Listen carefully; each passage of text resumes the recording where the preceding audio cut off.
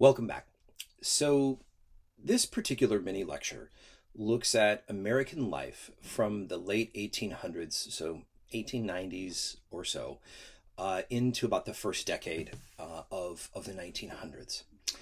Now, one thing I would say that it's important for us to recognize about this time period is that if you read an American history textbook about this time period, you will often find it periodized into different terms or phrases.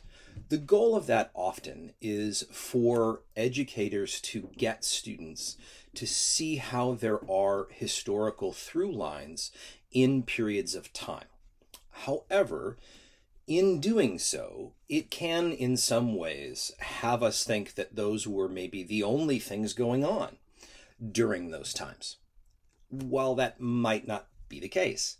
So, for example, 1890s, first decade or so of the 1900s, is in times referred to as the progressive era, in that there are activists who are committed to what we today would refer to as and what other historians have referred to as social justice causes. And, their goal is to be able to kind of push back against what they perceive as some of the ills and the difficulties of society at the time.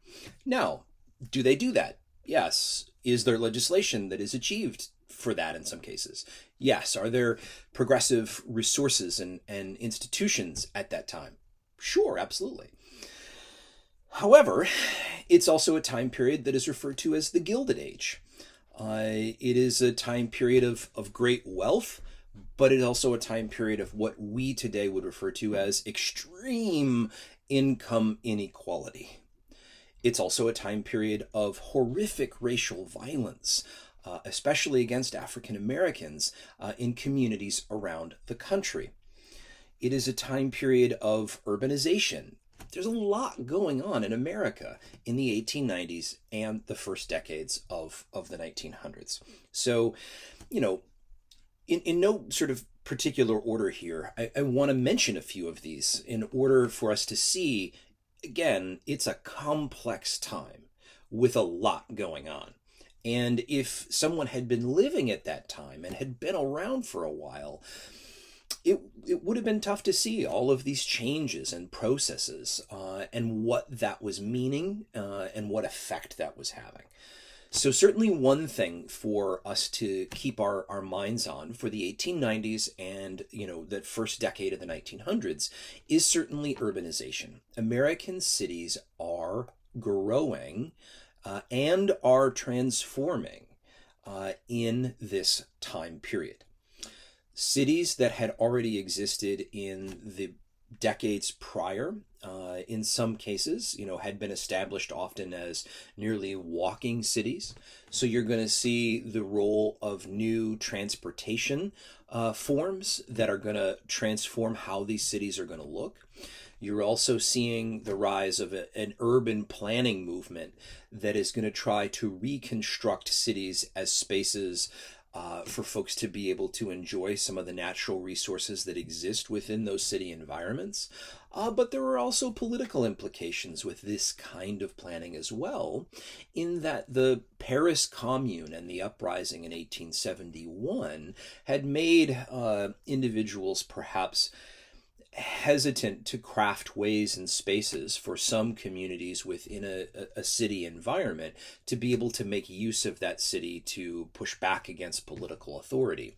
So open boulevards were intentional for many reasons in a number of cities, Chicago included, when it came to the reconstruction and the development of the city. So you've got new transportation. You're going to have rail lines and certainly subway lines that are eventually going to, in this period, have an effect. Certainly electrification is going to have an effect in some of the major cities. You're also going to have new forms of building and technology that are going to allow you to put more individuals into more spaces at this time as well. This is an era of elevators and an era of larger skyscrapers sort of beginning to come in. Yes, this is a progressive era in the idea that you have individuals actively seeking to be able to either use the government or use other resources to be able to fix what they perceive to be as ills or difficulties in society. So this can come in the form of reformers like Jane Addams, who's going to be very active in founding and running Hull House, which was a settlement house to provide assistance for immigrant communities in Chicago. It's going to come in the form of legislation. So there would be some politicians who would actively support progressive causes. So you're going to see the passage of something called the Sherman Antitrust Act in 1890. The goal was to be able to disrupt some of this business conglomeration that was occurring. And much of the 1890s and early 1900s, you'll see unions very actively engaged in this to be able to lobby for greater agency for workers and for legal protection for unions within the U.S. And conflicts, especially against mining corporations, are going to occur here. And the treatment of the workers, of course, was being noted as being particularly brutal. You're going to see the passage of other forms of legislation. So you're going to see the Pure Food and Drug Act. You're going to see the Meat Inspection Act. And a lot of this is going to come after the publication of Upton Sinclair's The Jungle. So again, a sort of activist form of journalistic experience to really highlight for the public the difficulties and realities of how their food was being prepared. And as Sinclair made clear, it wasn't being prepared cleanly. You're going to have other activists here and individuals who are trying to push this out into the press and to raise awareness. A good example of that would be Jacob Riis, who his photographs of individuals living in tenement communities in places like New York City at the end of the 1800s, if you view them, are particularly shocking.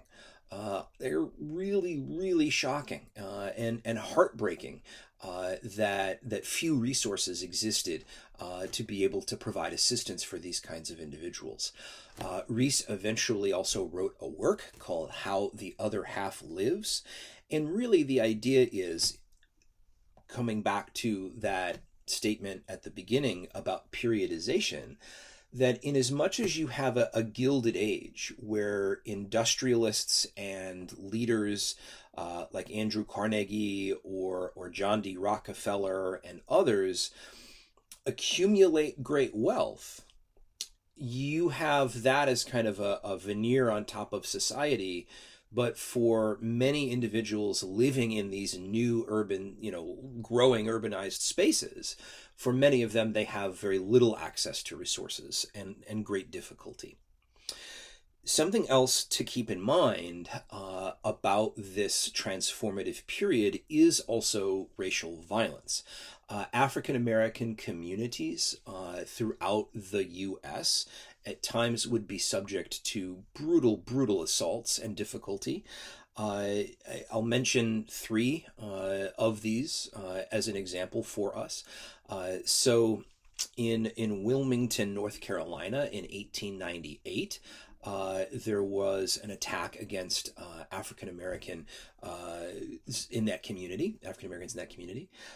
In Atlanta, Georgia in 1906, and again in Springfield, Illinois in 1908. Each one of these horrific acts of communal violence against African Americans in those communities really, I think, demonstrates the racialized realities that existed within American life at that time, and the role that violence played, in that time as well.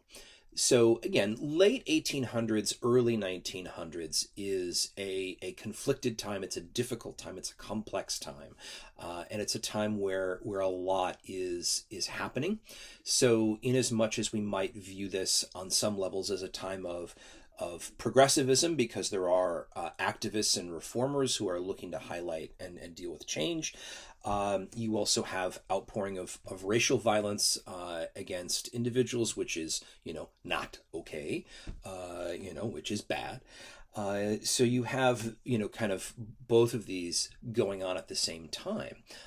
You even, heck, in the beginning of the 1890s, you had the Wounded Knee Massacre, right, against, Native Americans as well.